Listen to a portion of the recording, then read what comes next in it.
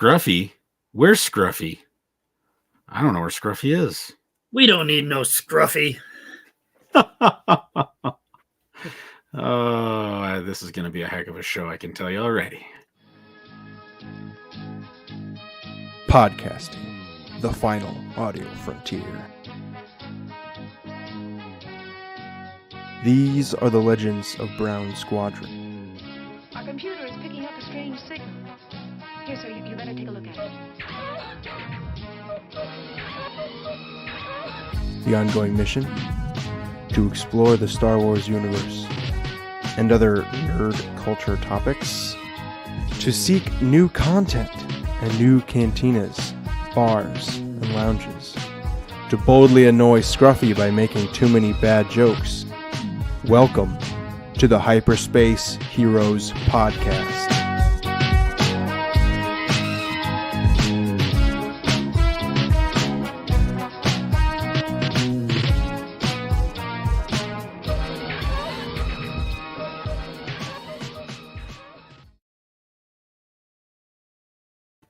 All right, and welcome to Hyperspace Heroes. This is Brown Leader sighting in. All wings report in. I guess just Brown 4. Do I get to move up this week? No, actually you don't. Sorry, it doesn't operate that way. So yeah, kind of an abrupt. So we were thrown a little off too. It's 8:15 start tonight, which is a little strange for us, but we wanted to make sure that we have some great guests coming on tonight. We have Dave and Elora from What Does Star Wars Mean to You podcast. And we wanted to make sure they were not they're out on the West Coast, and we wanted to make sure they're not rushing traffic to come home just to jump on with us. So we wanted to give them a little extra minutes. They'll be joining us in just a little while. But in the meantime, yeah, it's just DB, you and me tonight. No Scruffy. He is, I guess on assignment as pilot and out on the prairie planet of Ingalls Wild, I guess we'll say. Yeah, there we go. Ingalls Wild. You know, I was wondering, he sent us a great picture of trying on some new headgear, and I was wondering if you were going to share that. Oh, you know what? I did not have that is not standard pilot helmet. No, it was... No. Yeah, you know, I might have to I don't think he'll be on. Is he going to be on next week? I don't remember. So we might have to, I might have to get that prepped. Yeah, that's pretty hot. for sure. But yeah, welcome to Hyperspace Heroes. We've got a good show planned for you tonight. What does Star Wars mean to you? But in the meantime, I've got this new. Well, actually, first of all, how was your week, DB? How's it been going since the last time we talked? Oh, wow! It's been a long week. Let's just leave it at that. It's a long week when I don't buy anything Star Wars related, so I've got nothing for oh no, for Collector's Corner. I've got two things, and I thought we could talk about cons too, because we've got con season going on during that time, and we can just kind of go over that, because one of the things that I do have to show off is my Motor City Con wristband did get here. You got it. I did. I did not get onto the press pass though. So,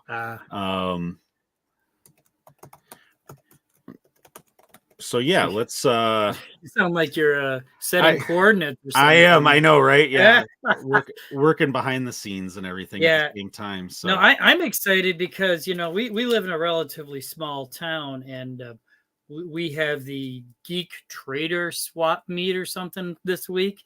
And it's literally a mile from my house, and it's a little outdoor event where all kinds of nerd culture stuff comes together for purchasing or swapping. And I know Scruffy and I went to it last fall. They do this biannually, and we went last fall and picked up a couple of nice pieces. So I'm excited to go, and that's this coming weekend. So you're welcome to join me. I'm probably gonna take my youngling and give her a taste of what Dad does in his free time. That's funny. Hey, did you see the what was it? Vanessa Marshall and some others were posting. They were at something just on the other side of the lake from us. Yeah, Penescanaba, I think. Yeah, which isn't really that far. And we could have gone and seen a pecan by the moonlight. And Sorry, I had to throw that in there. But for any of you Jeff Daniels fans out there, and if you know, you know. But yeah, you know, as the crow flies, it's not that far. As the car drives, that's a good 5 hours. So, that is true. that crazy lake gets in the way, you know. And then we could have swung down. There's some good vintage collection stores not too far from there, down in the Green Bay area. Oh, that's true. Very true. Thomas Fagan has a store down there, and that man, I love going to cons when he shows up with his gear. He's got lots of stuff. Yeah, and you know, I saw a friend of the show, Scott Baker is heading to Chicago right now. And I know. So he's going to a con in Chicago. So cool for him. Also, I saw on Twitter this morning, some hotel has a Battlestar Galactica con going on. What? Where's that at? So in Chicago, sometime this summer. And but all the advertised guests are from the new show. So I did ask Roe from Scarif if he was going to be hitting that, which I don't think he's going to. But yeah, it's a lot going on. It's getting to be con season. I think, you know, we'll talk to our guests a little bit more too about it when they jump on, maybe during Collection Corner. And but yeah, in the meantime, I know it's been a long week for me as well. You know, with everything going on with work right now and spring coming on, and we got things that we're planning for. I got a brownie graduating and getting married this year. Same kid too. So, oh my, yeah, we got a ton going on, plus other things. But yeah, so I got this box of conversation cards that I think Kelly Knox put together, or had a hand in putting together, and thought, you know, I've been itching for a chance to kind of pull one out and see what they're like, and maybe we can kill a couple minutes while we wait for our guests to jump on and see what we got. Bring it. So it's also our time. I've listened to a couple of their episodes, so you know, it is time that we could talk a little smack about them before they jump on the air. And no talking smack. These guys are great. They are. Yeah, you know, you sent me some links, and I was listening last night, and you know, I said I didn't buy anything for Collection Corner this week, but I have the Tauntaun herd that I've been, you know, collecting, and some of them have some very loose appendages. So I thought, I'm going to fix these appendages while I listen to our guests. So that's what I've been doing in the evening. So my Tauntauns will actually stand on their own now. Some of them were, you know, pretty well fallen over and ready to be lukewarmers. I listened to a few of the interviews they've done this year, and I got to, you know, give them some, definitely we're going to give some kudos when they jump on air with us, because they had some, I like their style. I do. I'm kind of excited to have them on tonight. So from the conversation box of cards, this one is under the category of characters. Roll it up my sleeve. Let's do this. And it is, who do you think is the bravest character in Star Wars? That's a great question, actually. I need some Jeopardy music. Yeah, you know that.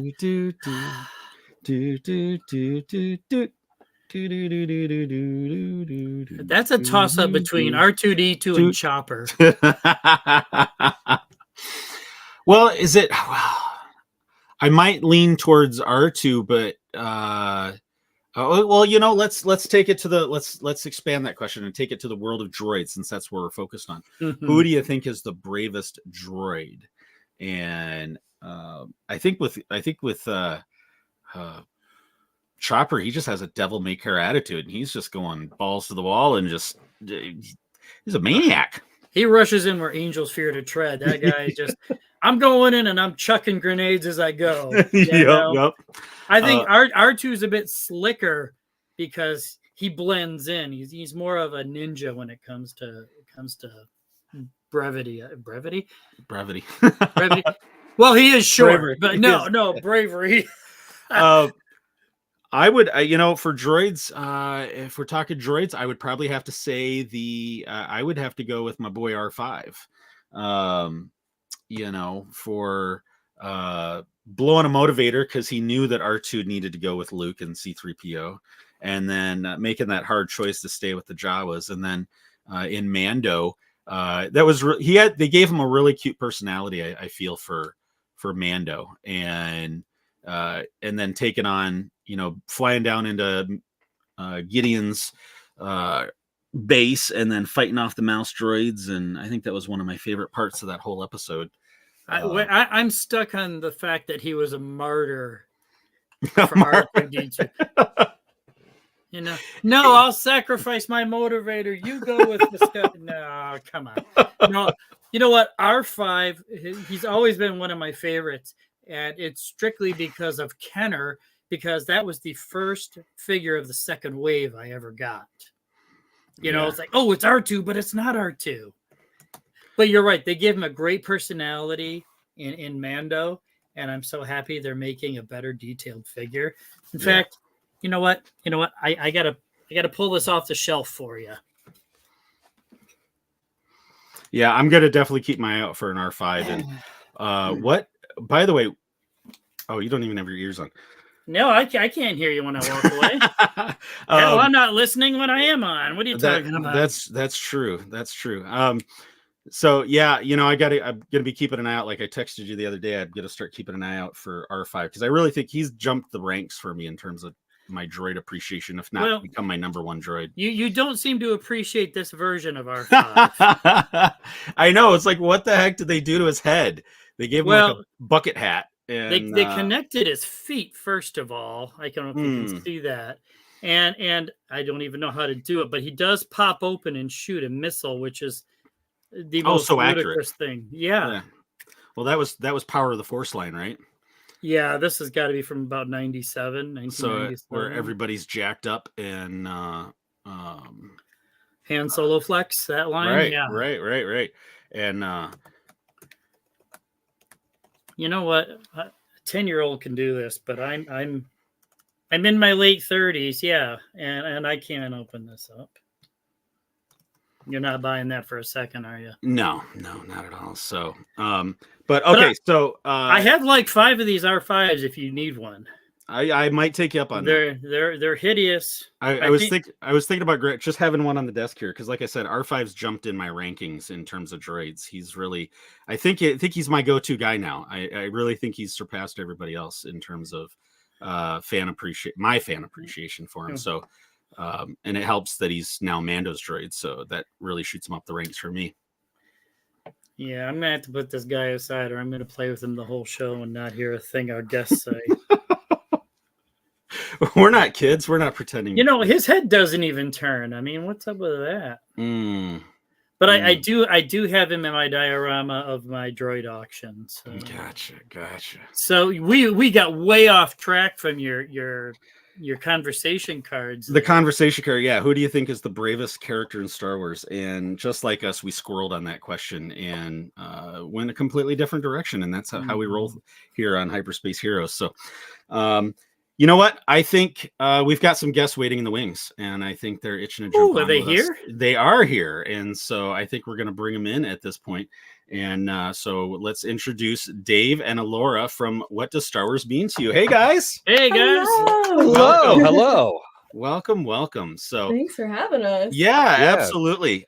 So we were talking a little about you before you guys jumped on with us. And first off the bat, I've listened to probably your last 3 or 4. I've listened to all your interviews going back to Elora's interview.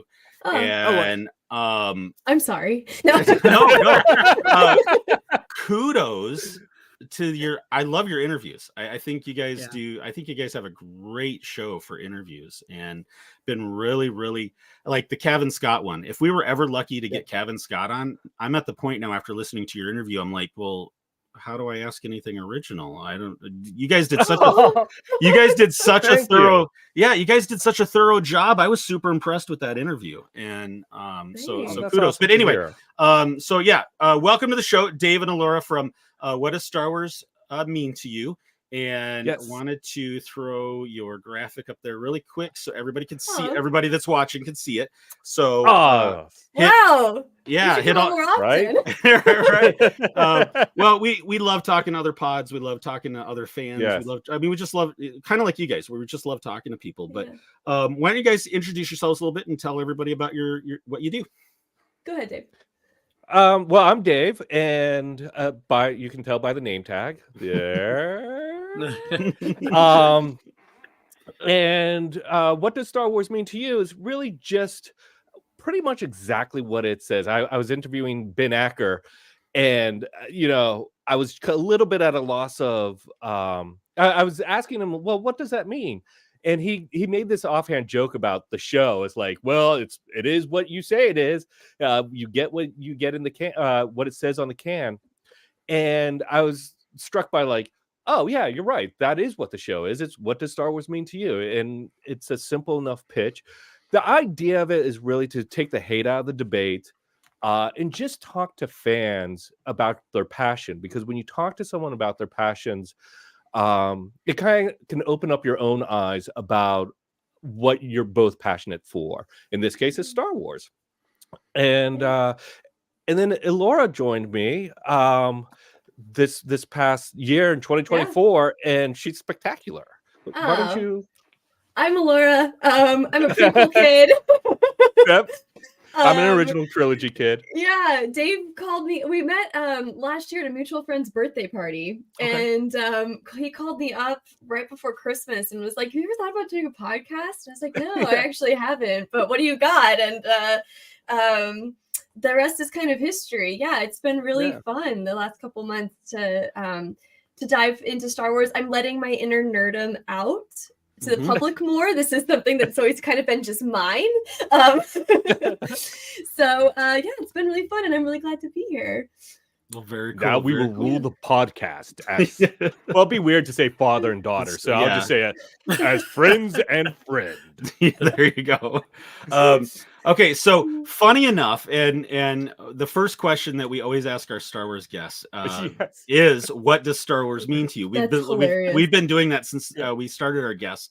About what was that? 80. We're on what, 85? So 86 episodes ago. Congrats. On our old show. Yeah, every time we have a guest, we've been asking that, and so I thought, it's serendipity, right? We definitely gotta have you guys on, and so. First question we're going to ask right off the bat: what does we'll go with each of you, Dave? What does Star Wars mean to you? Oh man, I knew this question was coming, and I'm still a little flummoxed by it. So hard to answer.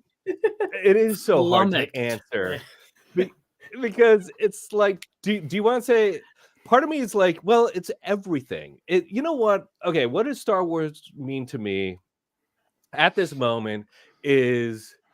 It is a lifelong friend that I don't have to worry about impressing anymore, that I can just be myself around. Aww. And that's it like all the great memories, all the joys, all the pain, all the love, all the hate. It is something that also kind of, you know what? It's like the Force. It surrounds us. It binds us together. And that's just how I feel that is. It's always been a part of my life. And I feel as though it always will. Even though things have fallen in and out of my life. Star Wars and Billy Joel are the two mainstays. I like this guy. I've seen Billy Joel 3 times live, and it's amazing. Yeah. I know. Billy Joel is my pre-game warm-up. I just put on like greatest hits on random and just go. There you go. Very cool. Very cool. Elora. Well, so it's always I like what Dave just said, that it's kind of this like friend that's always around. I think that Dave asked me this when he introed me on the pod just a few months ago, and my answer at that time was that it was something I shared with my family. It was something I grew up with and just loved. But that there was a big piece of it where I felt like I was always like a child that was really into like justice. And I was a teen activist for a long time doing like ocean conservation work. And I think that for the longest time, what Star Wars meant to me was, it was almost this like permissive element in my life to kind of like be that underdog and that rebel. I loved stories that encapsulated that, and Star Wars is the best. But what it's kind of like, it's kind of morphed since that original answer in the last few months, as we've been interviewing all these amazing like authors and creatives and just fans as well, people who go out and make costumes and cosplay, and just like the spectrum of the Star Wars fandom and creators. It's now more, it's like it's teaching me about life in a way it hasn't before. I'm finding community in it, which is new. Because again, like I kind of prefaced, it's something that's always just kind of been my thing that I didn't like outwardly wear like a banner. Right. Until recently. And we talked about this a little bit on our interview with Rob Salkowitz, that like for a while there wasn't a lot of like women in the nerd culture. Mm-hmm. That's kind of like a newer thing. And so yeah, it's just been like, I don't know, I feel like I'm finding my voice with it now. I'm meeting so many interesting people. I'm being brought to school on what Star Wars has meant to everybody, but really like what Star Wars has meant to other people, how it's influenced their art, what it means to them and their family, the way that they're sharing it with their children. And I'm learning so much about myself in that process. So Right yeah, on. it's like a teaching tool at the moment. Yeah, and I find it, and I'm sure you guys are finding this as well, that the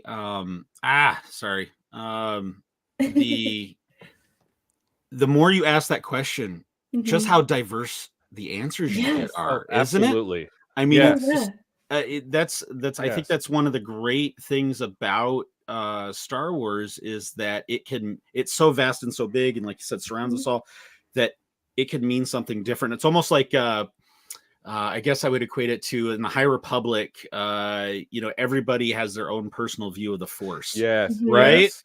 And exactly. And I think it's kind of like that. And we've discovered the same thing on this show, that the more we ask that question, and I don't think we've had a single answer that's the same. Have you, DB? No, we've had similar answers, but they're very personalized, because it's a very personal story for everybody. Yeah. Yeah. Okay, DB, you're up with your follow-up question. The follow-up question, and you can't go out and start a pod called this now either, okay? hold on, let me get my pen. No, I want to know about your first Star Wars experience. I'll go. Yeah, go ahead, because mine's a little fuzzier. I was like 5. Yeah. Yeah, and it's funny because I am young enough to say this, but old enough to have seen it in the theaters when it came out. But to me, it felt like Star Wars had always been there. It's like my life. I was born. There was a bunch of years, and then I became alive when Star Wars came out. That's what it feels like. Now, in my family, there's this a story that when my parents brought me to Star Wars, I apparently didn't want to go, and they dragged me kicking and screaming into the theater, and then it started, right? And then it started, and I got sucked in, and I think they regretted dragging me into that theater, because $500,000 of toys and videos later, right? You get this, So it's very much has always been. I feel like it's always been in the world, but my first experience was like all my things I do in life. I was kicking and screaming not to do it, and when I did it, I was like, "Oh, this is kind of fun." I don't recall. I don't recall seeing. I don't remember what my exact first like Star Wars memory is. The one that sticks out is I remember that the film, the prequel trilogy was coming to theaters, and my folks were pretty stoked, and I was excited. I liked, movies and stuff. But there was this whole like sit down where we had to watch the original trilogy. Like we weren't allowed to dive into the prequel. Like we weren't allowed to go see Phantom Menace until we like understood like the importance of what was happening. Well, that's parenting done right? That is pinnacle parenting is what that is. Right. You got to understand what came before to understand the now, right? Yes. I was like 5 though, so I don't think it totally absorbed. But as I got older, there was kind of more like that Star Wars education was brought to light. Clone Wars was on repeat for me. I had it on VHS till it broke, and then we got the DVD player, and that was a big deal, and so we had it all on DVD. I think like David, just like kind of, I don't have a memory of it like not being around. It was just like one of the films on rotation when I was a kid. I had 3 that were like my go-tos, and it was the Clone Wars. Dave's laughing because he knows what they are. It was the Clone Wars. It was A Bug's Life, Pixar's A Bug's Life, and then Andy Tennant's Ever After. Those were my 3 like constantly on rotation. Nice. Yeah. Very diverse. Very diverse, Yeah. but all very kind of also similar in that there's an underdog looking for, trying to like fight the system kind of thing. Yeah.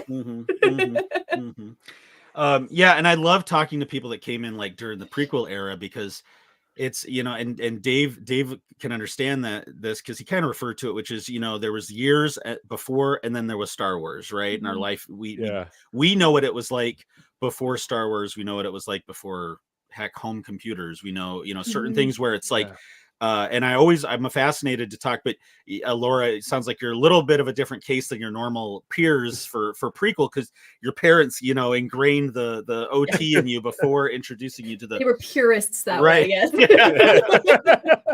Right. Because it fascinates me. I always want to know what is it like for the younger generations, to always just have this constant source that it's just always has been, and the different perspective that it gives people. And so that I brought a question of mine off the cuff, and I want to go roundtable real quick, and DB, you're in on this as well. So if you were to introduce somebody to Star Wars that had never seen it, in what order would you show the films? How old is the person? Yeah, good question. Let's say we've got a new grandson or a grandchild or niece or nephew. So let's say 8-9 years old. Okay. What order would you introduce them? And that's a great question, is what age too, because that does impact. I think. Yeah. Because go ahead. To me, there's a couple different. There's a couple of different things. I mean, my gut instinct is to go release order. 4, 5, 6, 1, 2, 3. I forget 7, 8, 9. But I've been thinking a lot about that question, and one of the things I thought was Rogue One might be a great intro film, just because it kind of softly introduces the idea of the Force. It's modern and has all the kind of bells and whistles of a modern movie that a 9-year-old would be used to, someone watching Marvel films, so that you don't have that kind of like, oh, this is kind of slow and clunky because it was made in 1977. Right. Which I don't think the movies are. I just think that perspective, if you grow up on Marvel films, it's a different perspective.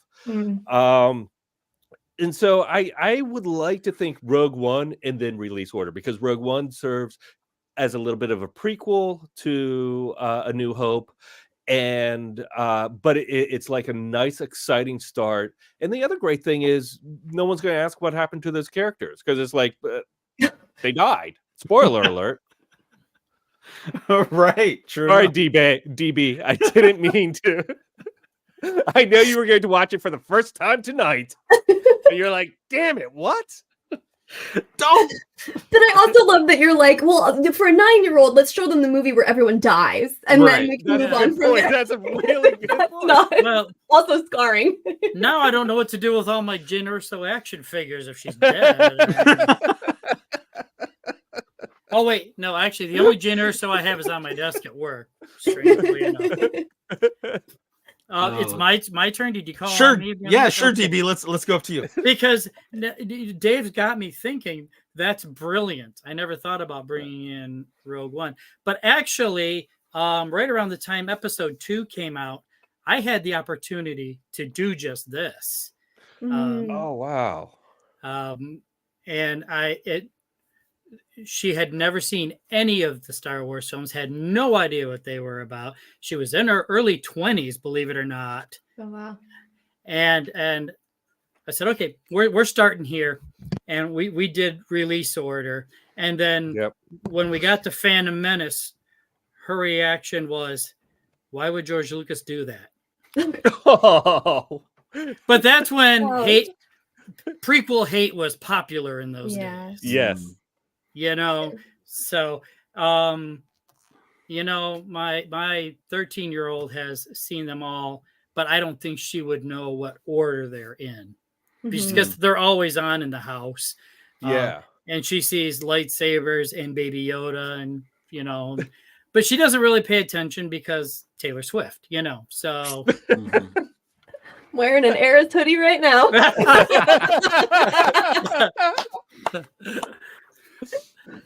Oh, Nice, funny. nice. Elora. I really like the thinking here. But I think just simply because of how my parents raised me on Star Wars, I'd have to go release order. I think I'd have to like continue pass the baton in the same manner that they did. And it worked. I mean, I'm co-hosting a Star Wars podcast. I'm a massive fan. I feel so lucky to be living and breathing in the time of Star Wars right now because there's so much content coming out. That would be a whole other question, is how to introduce like the series and the cartoons and stuff versus the films. And I don't know if I have an answer for that. I have to think pretty hard on it, actually. Well, yeah, that's a whole nother side of the universe. Exactly. That's a whole other can of worms. But yeah, I think you need a I'm diagram too much of a with purist. strings. Yeah. I'm gonna always study it and just be like, Carol. Sorry, always those jokes. Anyone who's watching that show is like, yes. No, I'm too much of a purist from my parents to not show somebody in release order. Yeah, and I'm right there with you. I think I'm as well, and because I think Dave brought up the point, which was, you know, growing up watching if the kids have been watching Marvel movies and you show them 1977 A New Hope, you know, I worry about them feeling like after you show them something really good and then going back and, you know, how were we when our parents were trying to show us those great films from the 50s, you know, or something, or you know what I mean, and the real golden age of Hollywood, and you know, to that generation, of course, because that's what they had, and it's almost the same thing with what we had with Star Wars, where there wasn't Star Wars and then there was Star Wars, and just because Scruffy's not here before Trek and after Trek, and so you know,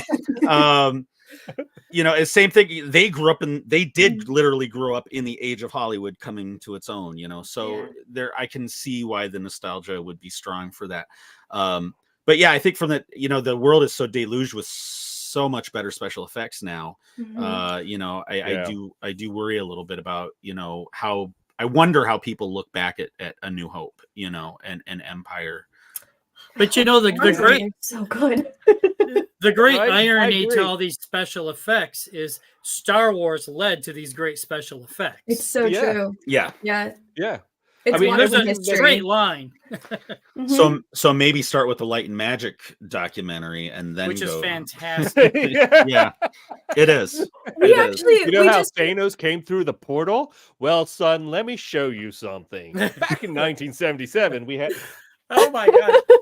But speaking of Thanos, we just recorded a mini-sode about like masked characters in Star Wars and like the people behind them and everything. It hasn't aired yet, but one of the things that came up in our research was that all of the work that was done to bring Jar Jar Binks to the film is like, you can directly correlate that to like Gollum and Thanos and like all of the later kind of there's a name for it, the motion capture CGI. So totally. Avatar and everything else. I mean, it was just without a doubt. I mean, it really is. And that's one of the reasons I love Star Wars so much, is because of what it did for movie making, the movie making process, and all the work George did behind the scenes, pushing computer graphics, pushing everything, you know. Before I came downstairs to record this, the rest of the family's upstairs watching the original Jumanji. Oh, fun! Oh, really? Which was one of the first CGI heavy movies. Yeah. And by today's standards, oh my God, is it cheap and chintzy? But Yeah. that was amazing stuff from Mhm. what, 95, 96, whenever that came out. Mhm. So maybe the lesson here is when we have, like, when my husband and I have our own children, we just start them out in the 70s and then we work them up from there. Like, oh my God, look how amazing films are getting. Like, Right. Kind of tacking on that with something Brown later said when Star Wars came out, and I was, knee high to a grasshopper, and I was just amazed. And you didn't just go home and throw a DVD player in and watch it again. The closest thing I could get was my dad introduced me to the original Star Trek, fun. the Kirk, Spock, McCoy Star Trek, because it was on endless reruns at that point in the mid to late 70s. And my dad was a huge fan because he watched it first run in the 60s. But to me, I'm like, really? I can see the strings holding the ship. That's ridiculous. But it's the same thing, that today's kids would see, Mm-hmm. Yeah, they see the mat lines around the X-wing. For sure. So let's kind of transition over to so how are you guys? Have you guys been watching animation, the Star Wars animation, everything going on at Disney? Have you guys been keeping up on Bad Batch? I've been keeping up on Bad Batch. Okay. My husband and I are starting it. It's not because we don't, and don't worry about spoilers with me. I've already, I host a podcast. I've already been spoiled on some stuff. It's totally fine. But we were living separate. I just call her up and I'm like, Echo dies. Echo dies. We had to live separately for a hot minute while he was finishing med school. So we're catching up on some shows together. So that's like, fun. Every morning I'll get up early before I got to get ready for work on Wednesdays, and I'll watch it. And I know these guys haven't, so I start sending fake spoilers the whole episode, all the way through. And at 6 a.m. I'm getting texts like, Ewoks are cannibals. I certainly thought so. Right. I'd watch that episode. Right. Me So, too. Okay. So, do you guys want to go into the latest episode, or do you want to kind of stay away? Have you watched the latest episode, Dave? Oh yeah. Okay. Oh, yeah. All right. I do the same thing. Like Wednesday morning.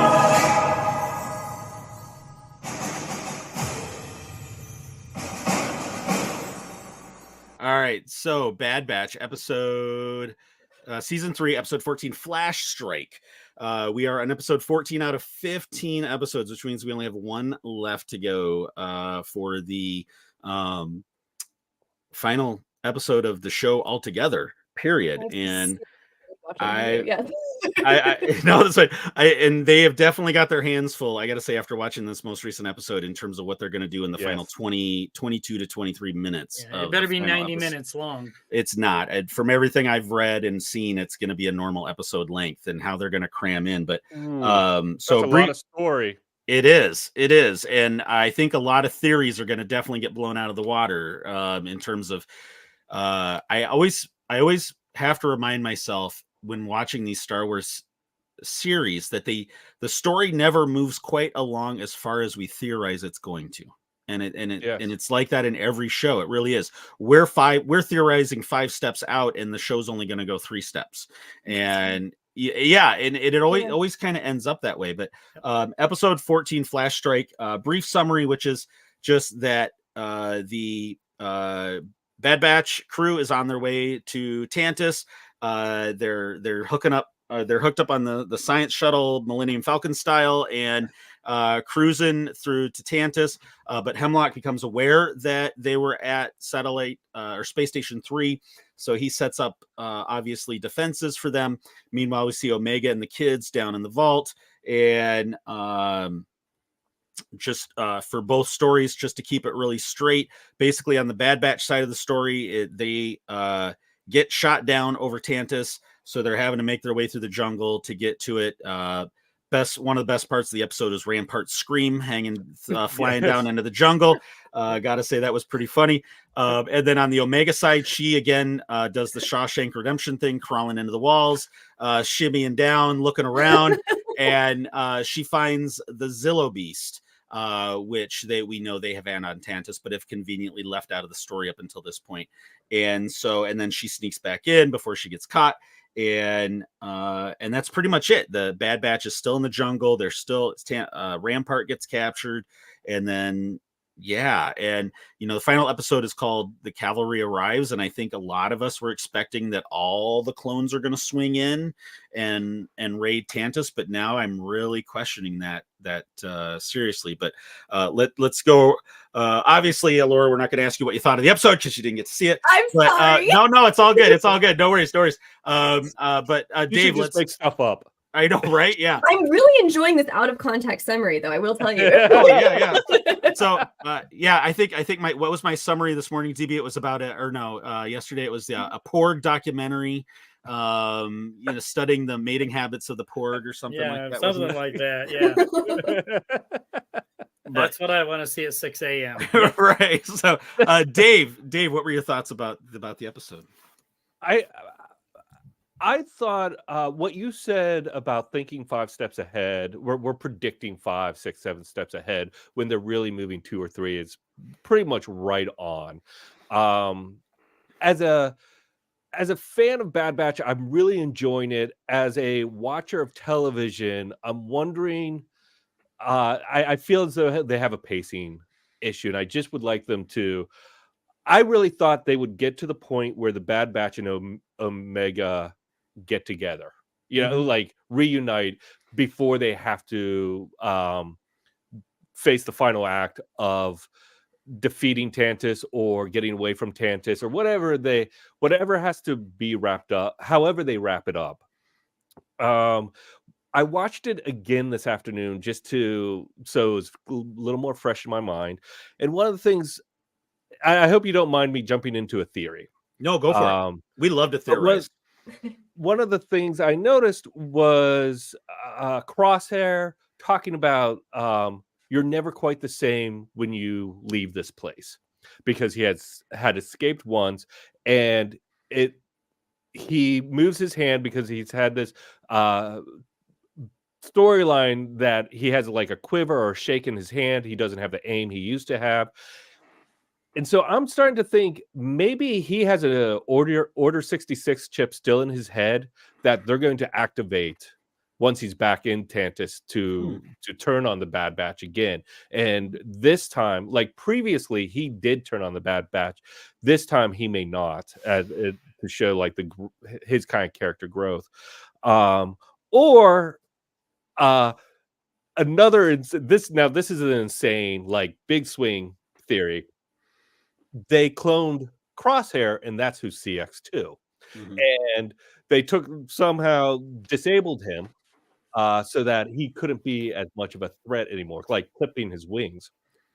And but I thought that was just a goofy kind of like big swing theory that would be funny. Yeah. Oh yeah, without a doubt. I think that the whole like. And it's funny, CX2 has just kind of walked out of the story a couple episodes ago. Yes. And it's like all this. And I know on this show, we love to theorize. We love to speculate because, growing up, when we grew up, we had lots of time to do that between projects. And, and I forget. Right. And I who was it? It was one of your recent guests was talking about, playing with, we used to make up our own stories, and and that's what we did. We got together with our friends and we played Star Wars, and we made up our own stories, the continuing adventures of it.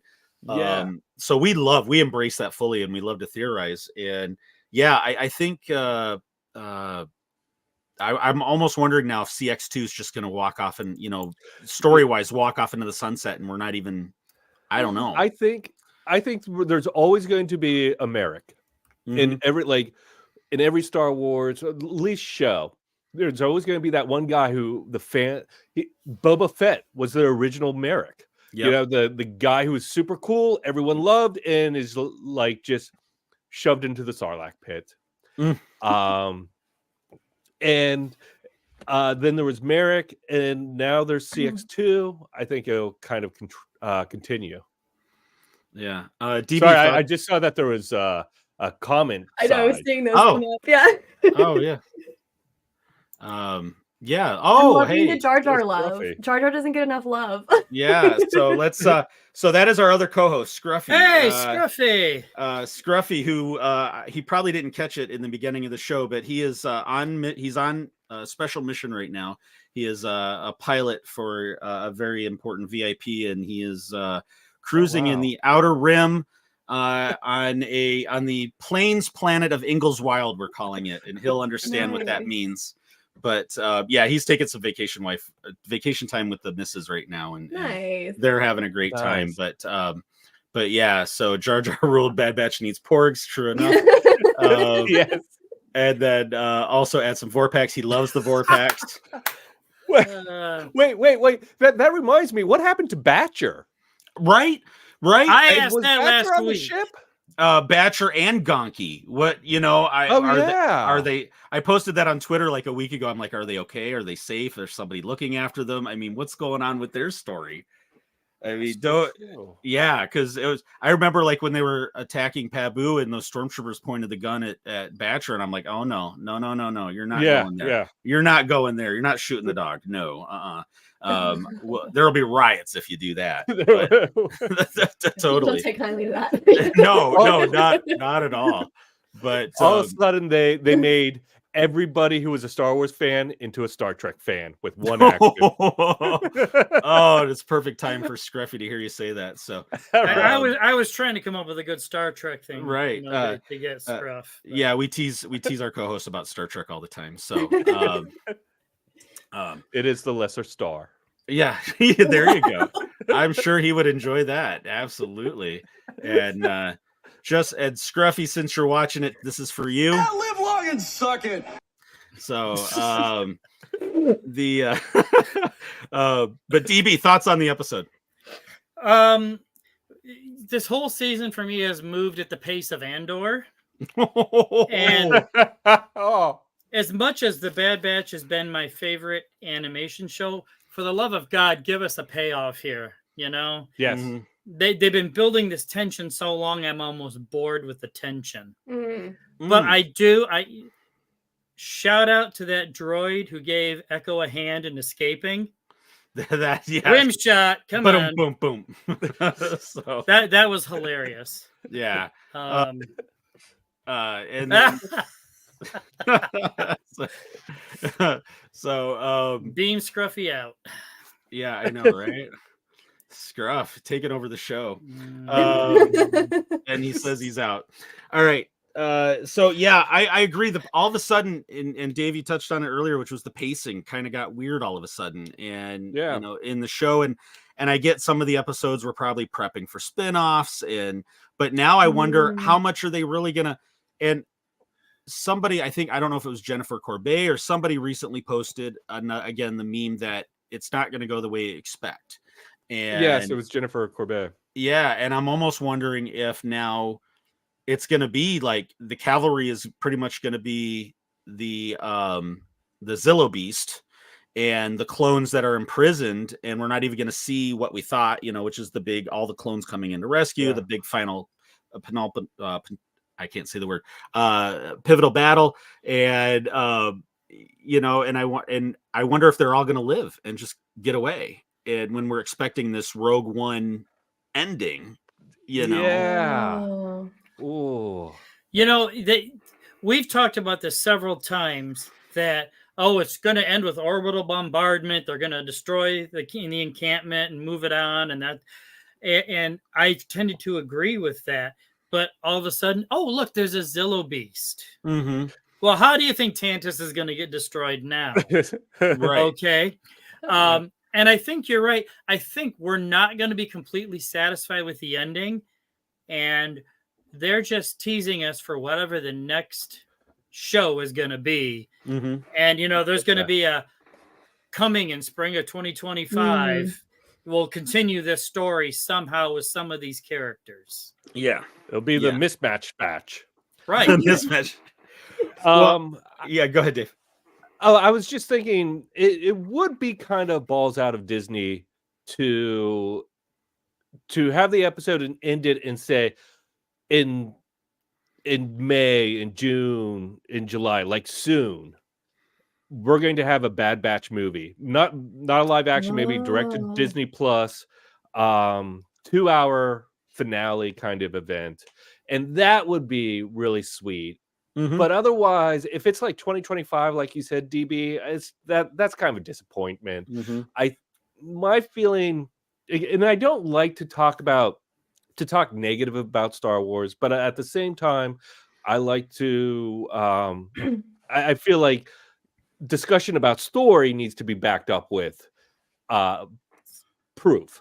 Right. And one of the things with Ahsoka, which I loved, like episode 6, 7, 8, was just a great run of episodes. But by the end, I was feeling like, oh, they were setting the table for something else that's going to come down the line.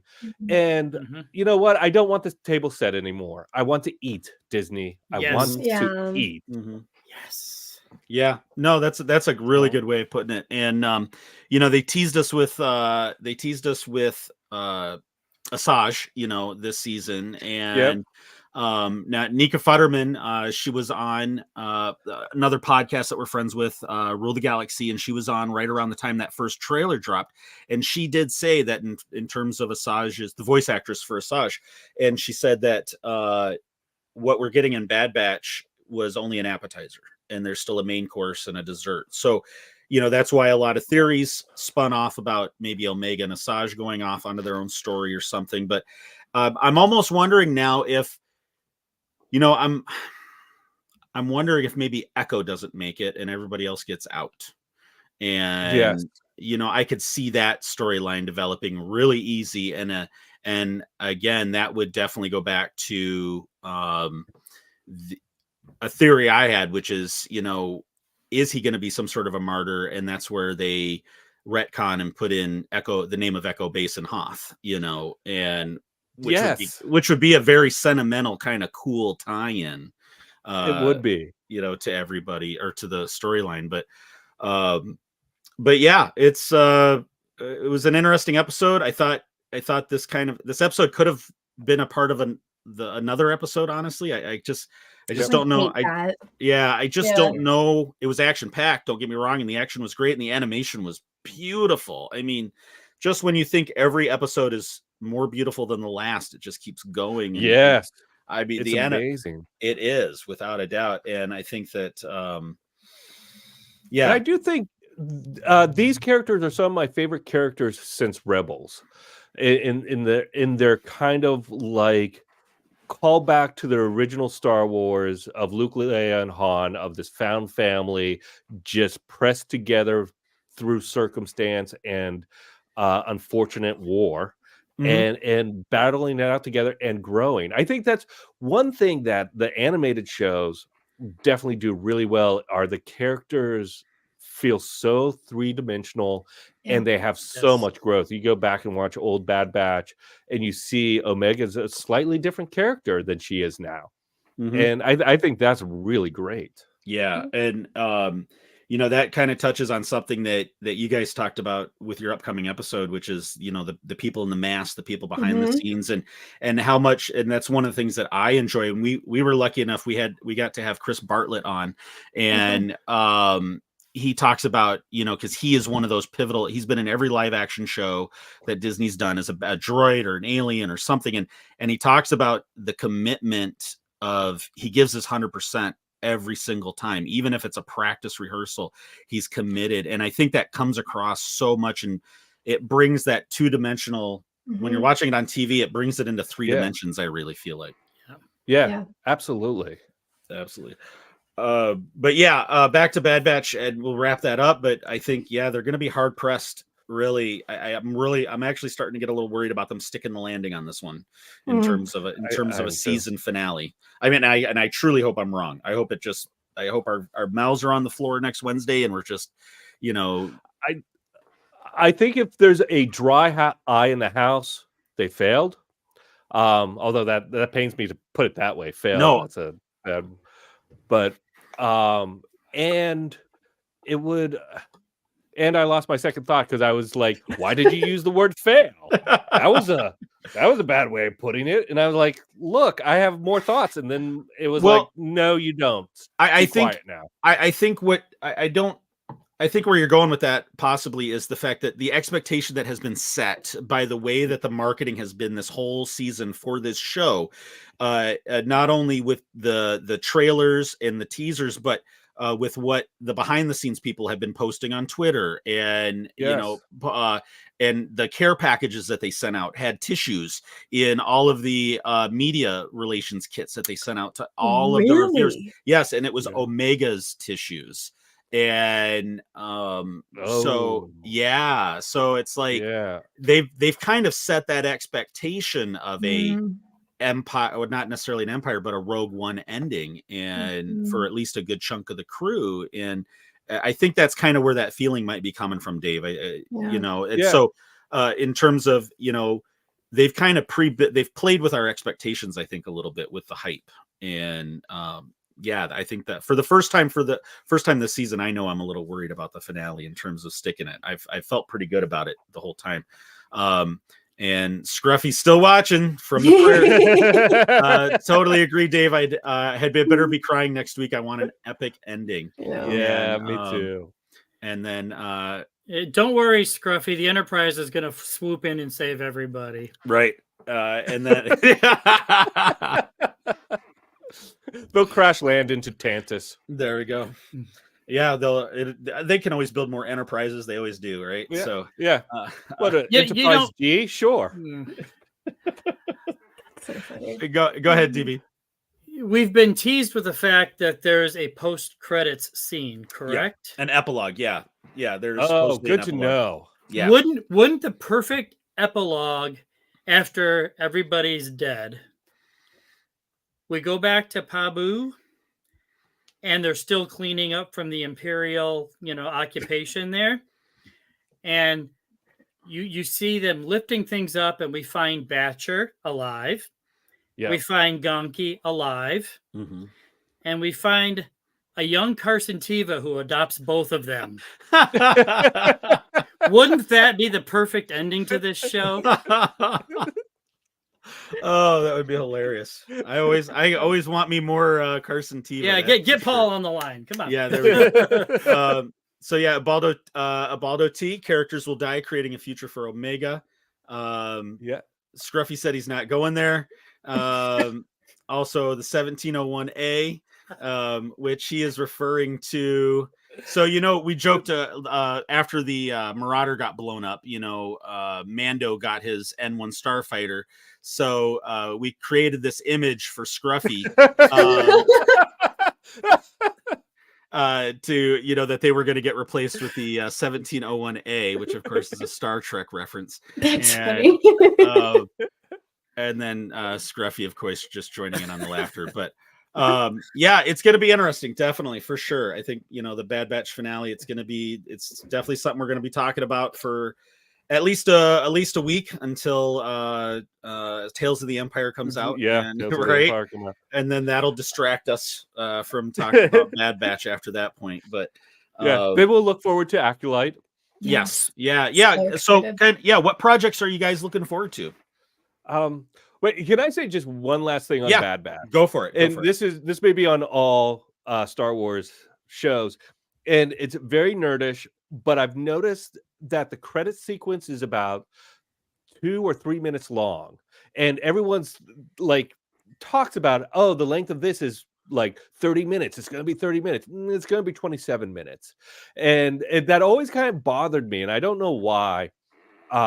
Just that I feel like they put this runtime of 30 minutes up, and I'm like, there's German credits and Chinese credits and then Russian credits. Mm-hmm.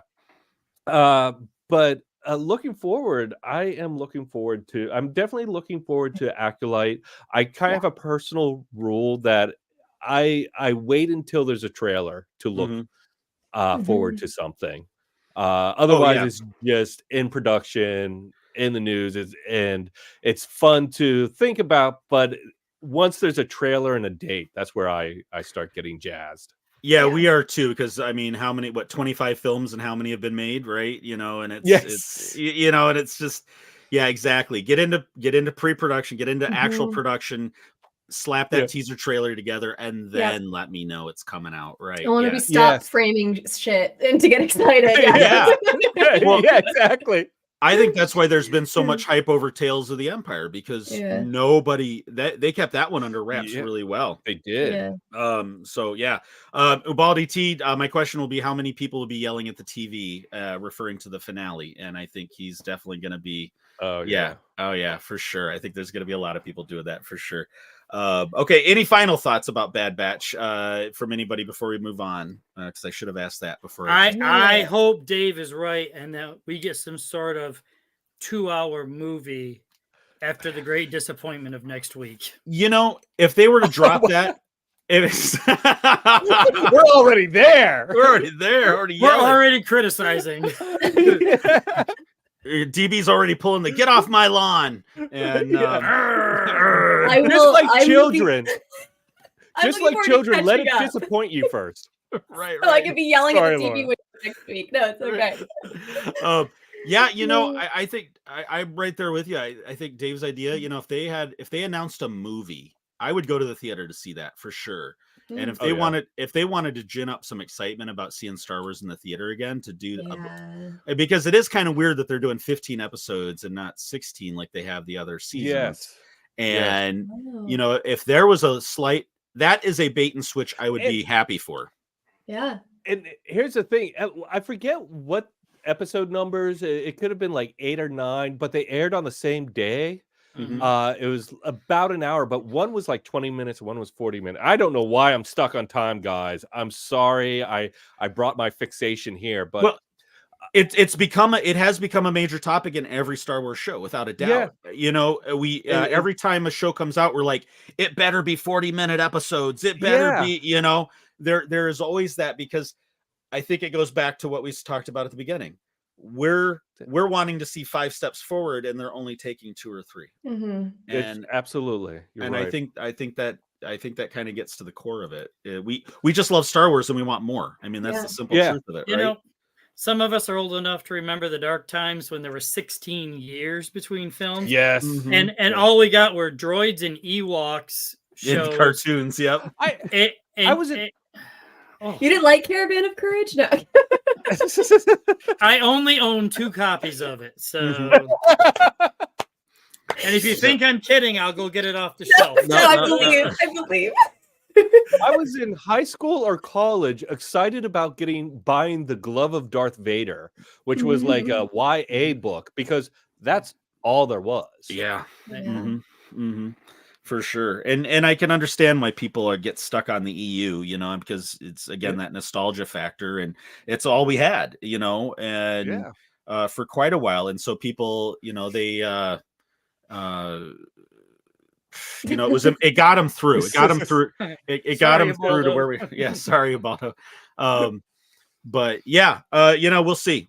I'm looking forward. I mean, I've been, you know, I think from a storytelling standpoint, I know on our show we've been of a consensus that animation is where it's at from a storytelling standpoint. I think they've really moved the needle overall. So I mean, I'll give them the benefit of the doubt going into it, but like I said, it's the first time I've been kind of let's see what they do. Yeah.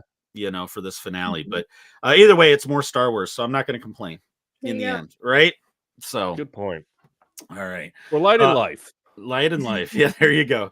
There you go. Have you guys delved into High Republic at all, or Dave? It sounds like you have a little bit. Yes, I'm working on the 3rd book now. Starting my High Republic journey. Okay. Yeah. I was really Cavan's was my favorite of that trilogy. I think. Yes. I mean, I liked them all. The first one was a little hard just because it was a new, like, knew everything. Yeah, and there were so many characters. It was kind of, it was a little, you know, daunting in terms of trying to keep track of everything, and that encyclopedia they have now would have been useful, I think. Seriously. I mean, it was a lot. It was a lot, and it kind of took it a little bit away from me, from the enjoyment. But yeah, Cavan's book, his storytelling technique in that book was phenomenal. He's amazing. Yeah, for sure. And he's a Jackson fan, right, DB? So hey, if there's a character we need in live action, it's Jackson. I agree. Yes. I would love to see more Jackson. And we were talking about it. It's like, if they really wanted to shake things up, bring Jackson in like a Deadpool type character into the Star Wars. Oh my God. Yes. Yes. Like So- Ryan Reynolds needs to be in another franchise. right. But you do a fourth wall breaking, kind of Yeah. spin-off series with Jackson in the Star Wars universe. That would so shake things up. There would be so many people mad, but at the same time, it'd be kind of fun. It would, Oh yes. Yeah, I'd be into that. I think the universe is big enough now that you can have, and Andor's proved it, and other things, and Acolyte I think is going to prove it, that you can have different styles of stories, Yes. in the universe that appeal to different people. I think that's perfectly fine. Mhm. There's So room for all kinds of Star Wars fans. yeah. So Yeah. Ubalda, thank you. Appreciate that. Glad to find you guys. Subscribe already. Yes. Yeah, that's something I always forget to say. If you're watching the show, listening to the show, subscribe, hit the notification bell, all that blah blah blah. I don't know. We've only been doing live streaming since the beginning of the year, so I don't know. It's still new to us. I'm supposed to plug socials and do all this stuff, and I'm like, I don't know. Yeah. Honestly, I forget I'm on camera half the time, so I'll be like, I'm working on an episode, our mask episode, and in it I just flounder doing the like us and subscribe to It was so the funny. show. We did like 5 takes. We did 5 takes. I'm just leaving them in. Right. Okay, so moving forward, I think we're all kind of looking forward to Acolyte. I think that's gonna be something a little different, and I'm looking forward to different. That's what I want to see is different. Tell me different types of stories. It's got a Wookiee Jedi. I'm in. I don't know if you can go wrong with that. So it's you have to try pretty hard. Yeah. Right. And then Skeleton Crew at some point. I think that's the one I'm the most excited for. I'm really kind of anxious to see what they do with that. And then Andor season 2, sometime probably early next year. So Love Andor. Yeah. DB will be all excited about the walking and talking in that one. No. Look, Andor is brilliant, and it's brilliantly made. But damn, is it long? Yeah. That's all I got. I agree with that 100%. We're talking about how we feel ripped off on time. Andor makes time stand still. At moments, yeah, for sure. Yeah. But every third episode, you get that monstrous payoff in some way. Right. Yeah, for sure. I felt that way about Andor. And then I was sitting with it and I realized I think in this case it was a storytelling choice to kind of demonstrate how much of a slow burn rebellions can be. Yes. Like how much it takes to get people to snap. And then I loved it. But I agree with you. At first I was like, oh my God, can we speed this up? And then I was like, wait, I wonder if this is intentional. So I'm going to give them the credit that maybe it was intentional. Yeah. I'm sure it was. It was. But there were definitely, I think it was in the first arc, or was it? No, the prison. Or no, the heist, the heist arc. We were relating it to Lord of the Rings, and just the aerial shots of walking and walking and walking and walking and walking, and you could have tightened it up a little bit. I mean, I get it, but and again, it's a great show. It's got great production team. It's shot on location. Which is, again, it's different. They could have tightened it up, probably just an episode or at least a couple episodes, and probably from a storytelling standpoint, but still liked it overall. And I'm still anxious to see, where it goes in season 2. And like you said, seeing the different, I think the best thing I enjoyed the most was seeing the different, why it's called a Rebel Alliance.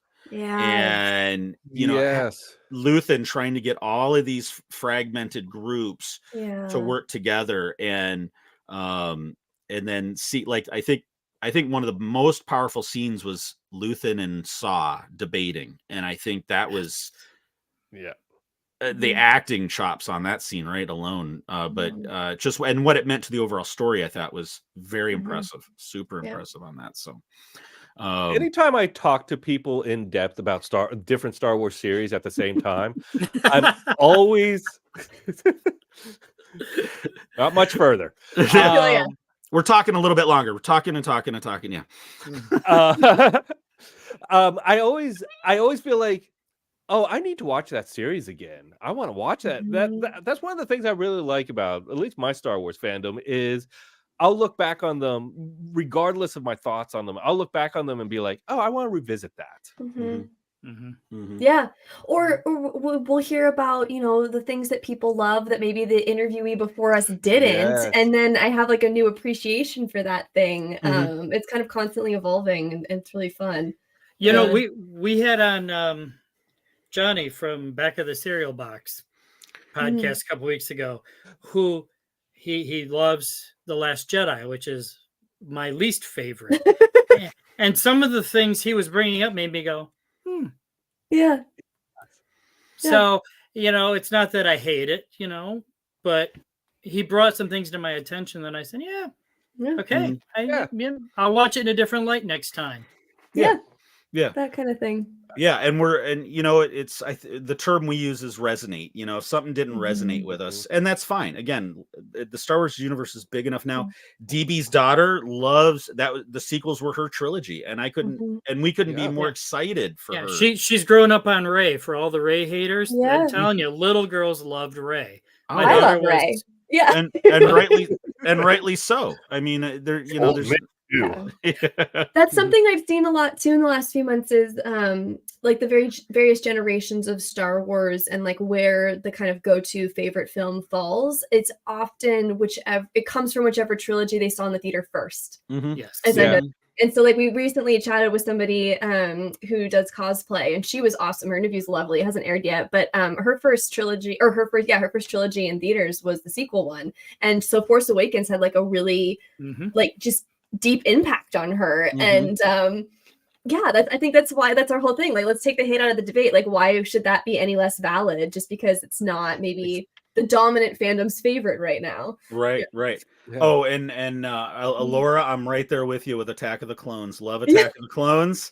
I think it's an underrated performer in the fandom, without a doubt. So all right, so let's any other projects that you guys are looking forward to, things you wanted to mention? Otherwise we'll kind of flip over into collection corner and head into that section for a minute. Let's do it. Okay. All right, so What is this place? What is it that you do here? Merchandising.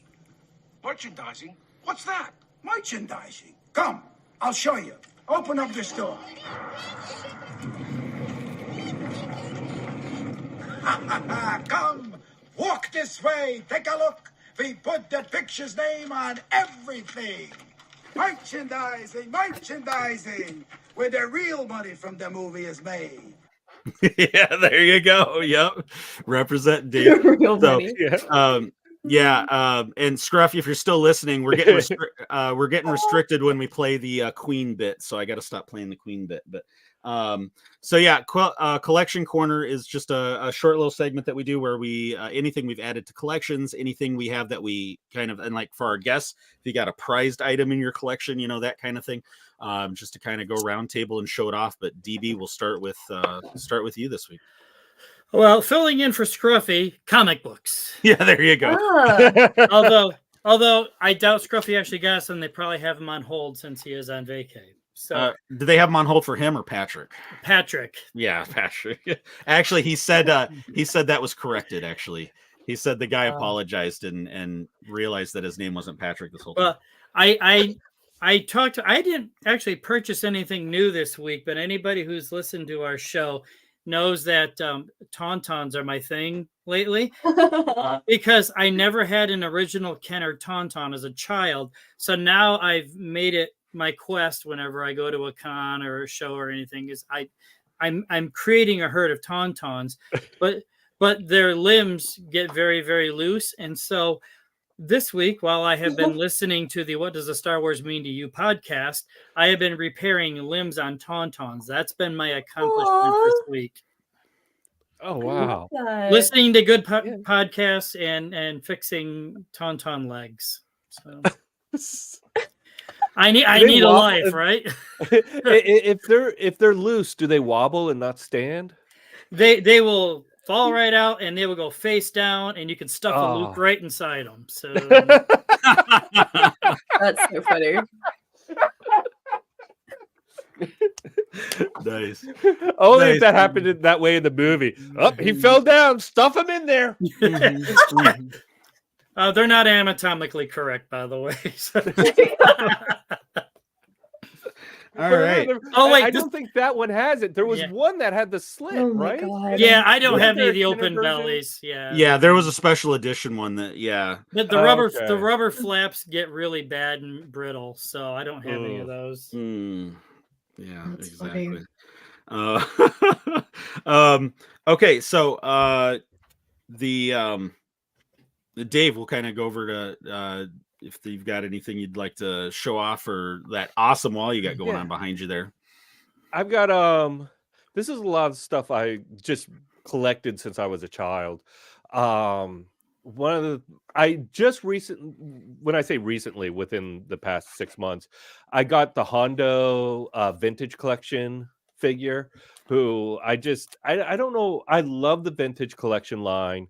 I'm not as big of a fan of the the Black Series. There's something about the size that just throws me. And I think my prize collection is right over my shoulder. I got these the Star Wars cards at a convention.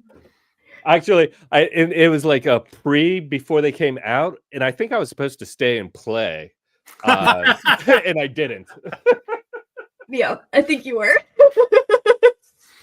But I feel a little bit of a humble brag. But this is a Vanessa Marshall signed. Nice. Oh, What is Very- it? Hera Syndulla Mhm. statuette. Very cool. That I got for my birthday this past Very year, cool. which was fantastic. Very that's cool. awesome. Very nice. Very nice. Elora. Yeah, I apologize, Stevie. I was like digging under my desk as you were sharing about the Tauntauns because we went to Emerald City Comic Con this year. Dave and I did.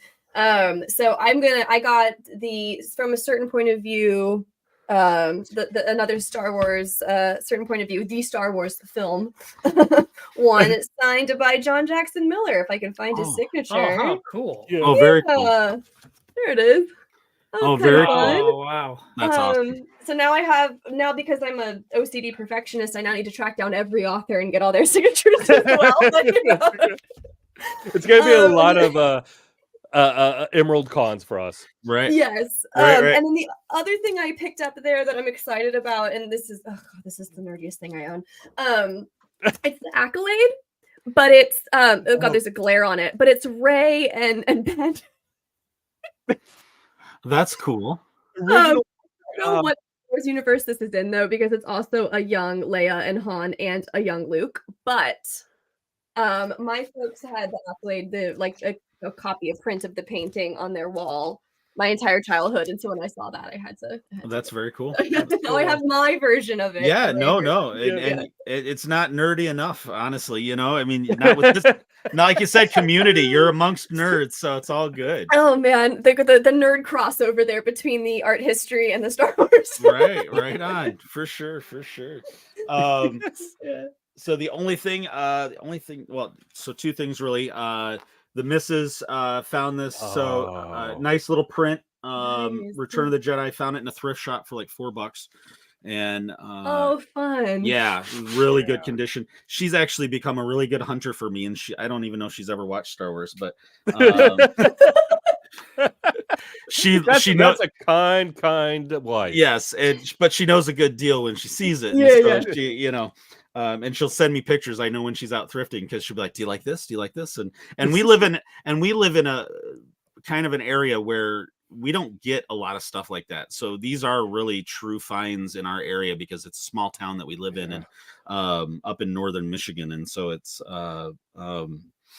yeah, so it's Yeah. it's cool that she's finding that stuff. And then the only other thing I was gonna say was we're gonna go to Motor City Con next month. So got my wristband for that. We're gonna actually go meet Carson Teva while we're down there, Fun. Nice. and do our picture with him. And I picked up the Black Series helmet that I'm gonna have him sign that. But Nice. yeah, so we're looking forward to that. But that's a good segue over to cons. You said you guys went to Emerald Con. Elora, was that your first con that you went to, or have you gone to cons before? No, that was my first one. Yeah, it was super fun. I've been wanting to go to San Diego Comic-Con for years, but just couldn't justify the price until Right. I got, higher up in my adult job and earned my more, adult money. So yes, that's on the radar for soon. But no, World City Comic Con was really fun. I don't know why I hadn't gone yet. I've been in Seattle since I was 11 years old, and so I don't know what was stopping me from doing that. But it was a good time, and we met a really cool group of people that do like Star Wars reenactment builds and things here in Seattle. And then they donate their time bringing that to conventions to raise money for different charities. So that was really cool, just to kind of like tap into that side of the Star Wars community too. That's awesome. That's awesome. Yeah. I think, and Dave, you've been to cons before, or is that your first one as well? Or okay. No, I've been to like the smaller, I don't know if they're conventions, but I lived in LA for a long time, and there was like a weekly sci-fi con for a while at the Shrine, and then I went to Comic-Con maybe 8 or 7 years in a row. And then in San Diego, it was a great Comic-Con. I don't know about recently, just because it feels like it's too big now. Back in before I went, it must have been amazing, because my first couple of times in the late 90s when I went, you could walk up to almost any creator and just talk to them. And I stood in the aisles and talked to, I'm blanking on his name. He did Ultimate Spider-Man for like years.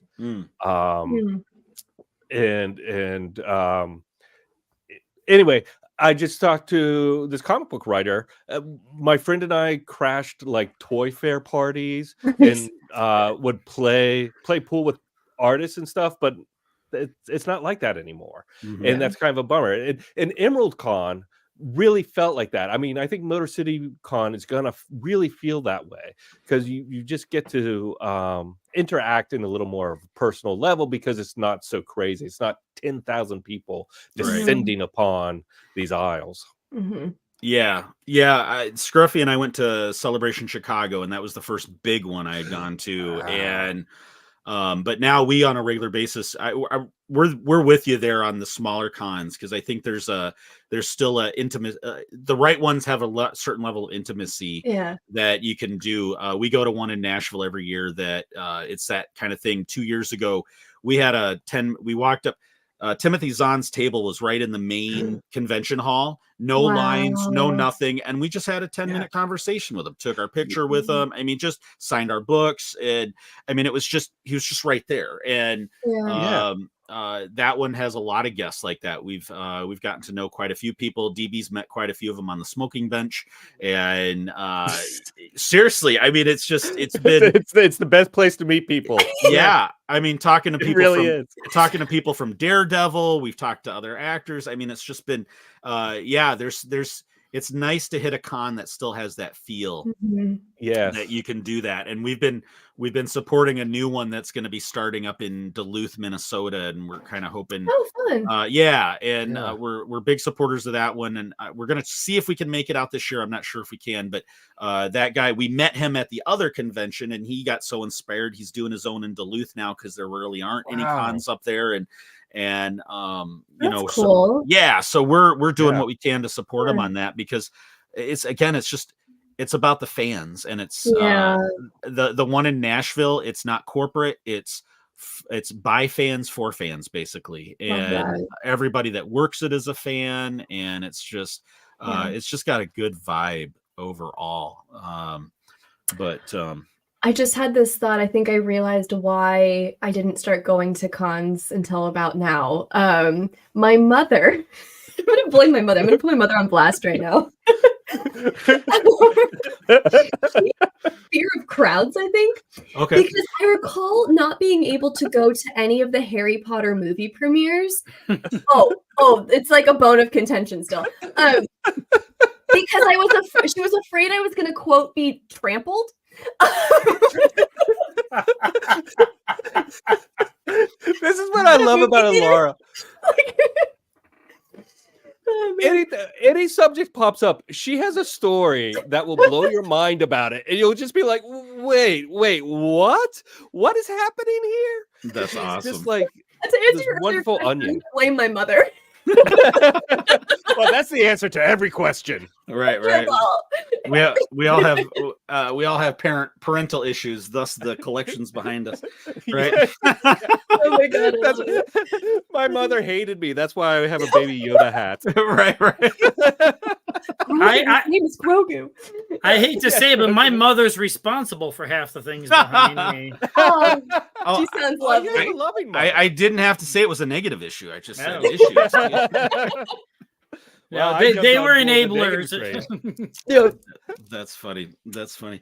Oh, Well, guys, before we do the last segment, wanted to give you guys a chance. Thank you again for coming on. I love DB and I both been listening to your interviews, and keep up the great work. You guys are Well, thank excellent you. interviewers. Really love your you. vibe. Really love your energy. And why don't you tell everybody where our listeners and our watchers can find you? Well, you can find us wherever you listen to podcasts, Apple, Spotify, Amazon, and all the other ones. You can get in on the conversation at Star Wars Means to You. That's Star Wars Mean, the number 2 and the letter U. Our show, and we're on all the socials, Twitter. I'm not going to call it X. Twix. And Twist. I like that.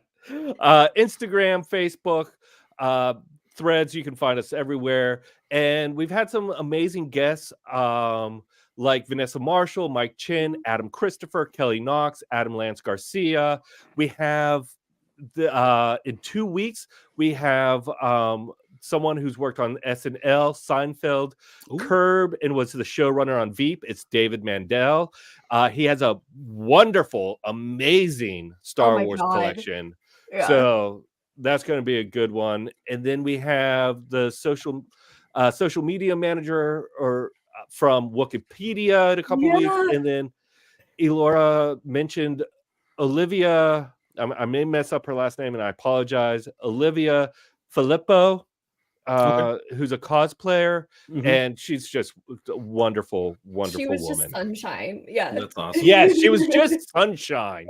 Yeah. Jordan Jordan from Wikipedia is great. Yes, He is- Jordan. Yes. yeah, we've had him on twice. He is such a good ambassador for Wikipedia. I mean, he really Yes. is. Yeah. He does a fantastic job. And a great job with the social. I mean, I'm really Yeah.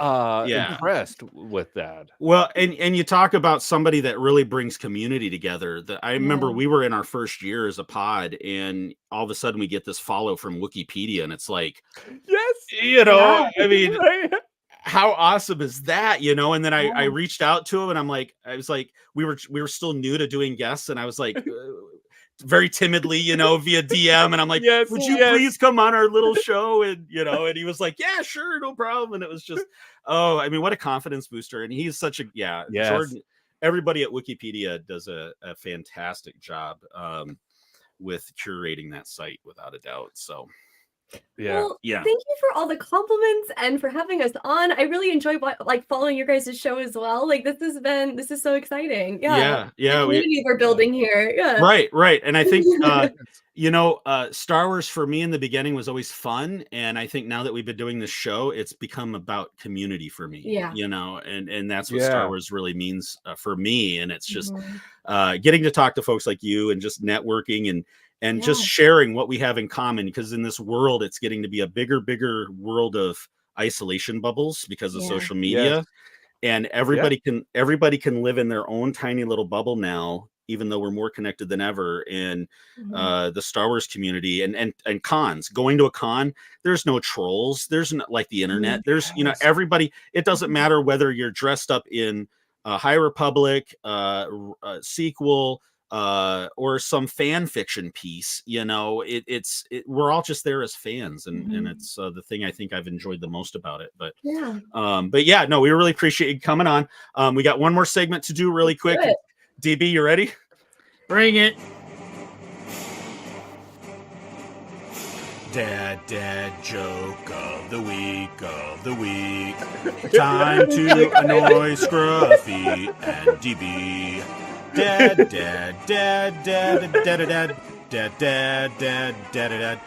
joke of the week. All right, so it is that time. It is for Star Wars joke of the week, courtesy of Kelly Knox's Star Wars jokes, dad jokes book, and which she is going to be coming on the show later in May. So we're excited to have her for that. And so okay, so this week's joke is, what do droids say to cheer each other on?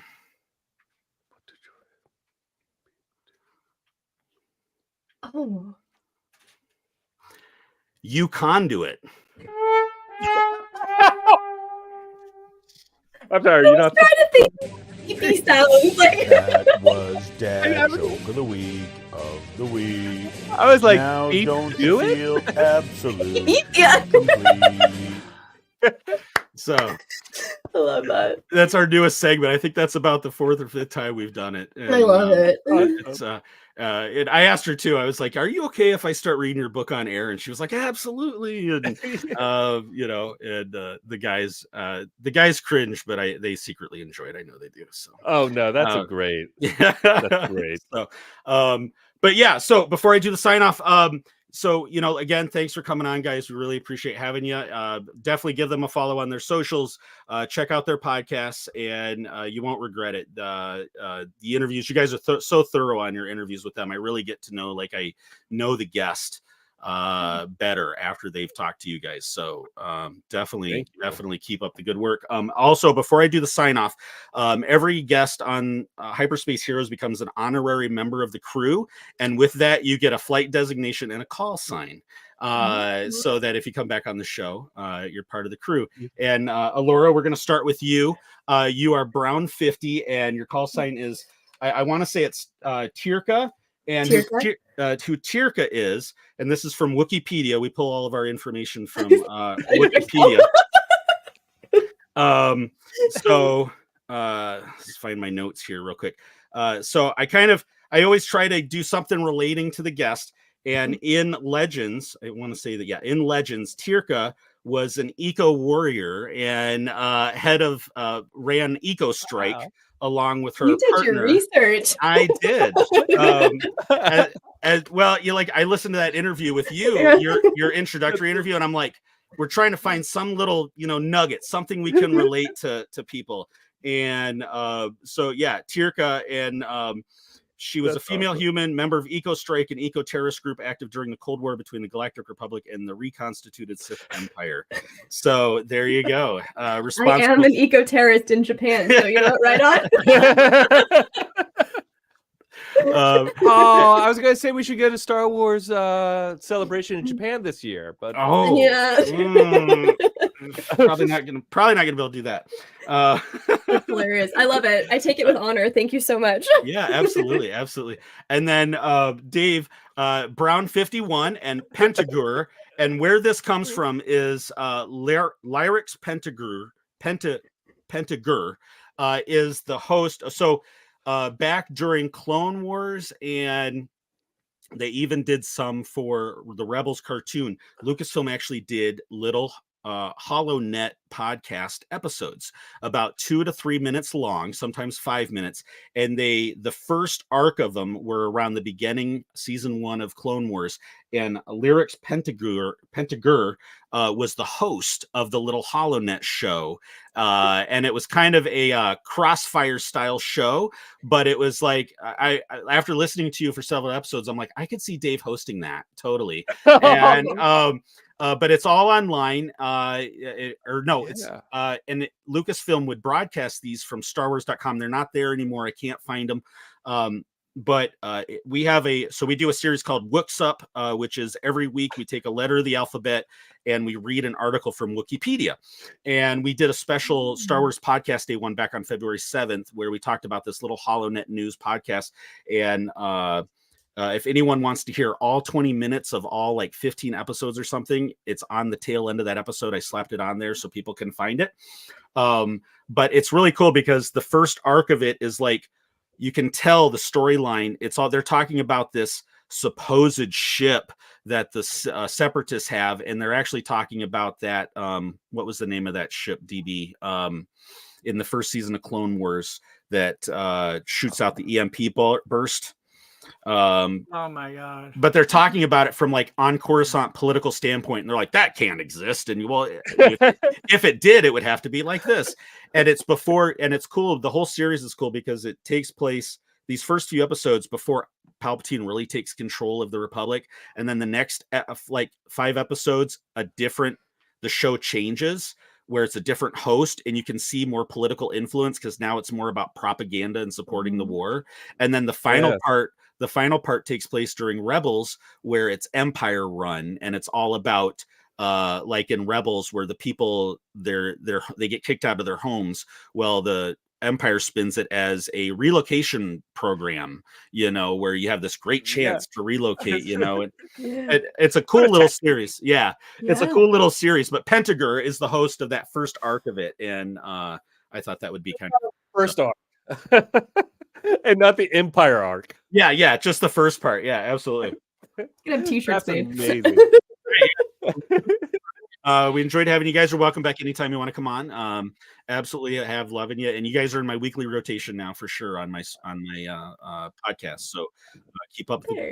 So excellent. Thank you so much, and we have to have you guys on maybe one at a time to find out what does Star Wars mean to you. Absolutely, we'd be happy to join.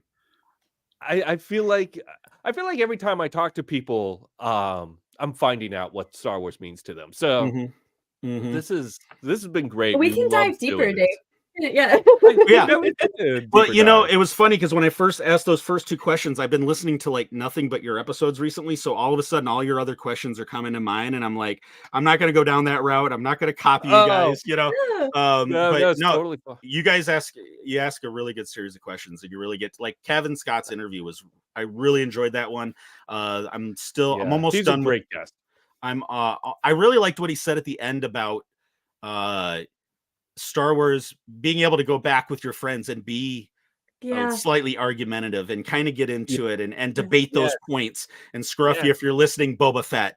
I didn't want to hang up that call. I just wanted to keep talking to him. That was a great and then like even though the most recent one with the guy that does the one-man show, Charles Stuart Ross. That was a really good I loved him too. No, great guest. So keep up the good work. You guys are doing great. So thank you so much. Yeah, absolutely. Okay, so we're gonna sign off. We're gonna do the sign off portion, and then also I need one of you to pick a number between 1 and 3. Go ahead. 3. 3. Okay. All right. That'll come into play in just a minute. So all right. Well, I think again, thank you guys for coming on tonight. We're going to wrap up the show. We're going to get out of here. So thank you for listening and for watching. This is Brown Leader signing off, and you have been listening and watching to Hyperspace Heroes. That's no moon.